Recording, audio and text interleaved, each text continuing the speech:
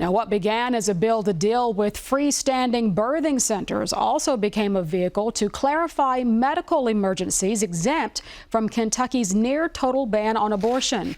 Supporters of the revised House Bill 90 say it eases doctors' concerns about their judgments in treating women with crisis pregnancies. The bill defines those medical exceptions, which include instances of life-saving miscarriage management, removal of an ectopic pregnancy or abnormally implanted embryo, a medical procedure necessary to prevent death or substantial risk of death of the pregnant woman due to a physical condition or to prevent serious permanent impairment of a life-sustaining organ, and medical treatment of the mother by a doctor which results in accidental or unintentional injury or death of the unborn child. House Majority Whip and Louisville Republican Jason Nemus carried the bill on the floor today. We're listening to the people.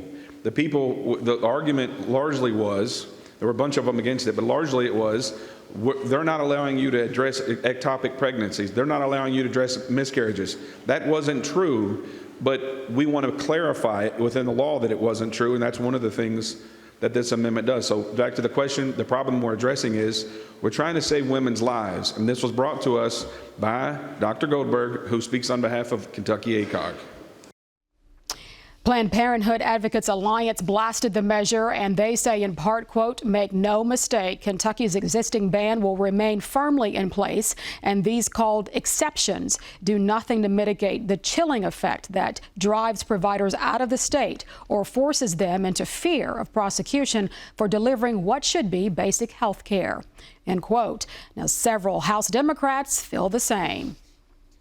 If I thought this bill was going to protect physicians, if I thought this bill was going to protect pregnant women, I would so happily vote for it, despite some of my other misgivings. But I'm just concerned that we're codifying that, yes, we'll give you medical care once you're actively dying, and at that point, it may be too late.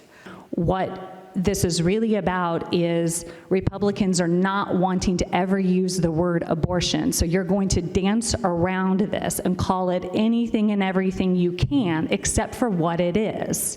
And that creates confusion within our medical industry, and that does not set women up for success and for safety if they find themselves in this gut-wrenching situation. This body is the reason these women are in danger. You know, we don't give credit to firemen when they put out a fire that they started. You know, the terrible part of this bill is we're expecting women to get sick or be on the brink of death before they are allowed to make choices on their body. I am more devastated about this than almost anything that we've done. We've done a lot of bad things here. We could do better. Kentucky mothers deserve better. Kentucky families deserve better. And our doctors who are trying to help people deserve better. The amended House Bill 90 was sent to the governor's desk on a House floor vote of 74 to 17.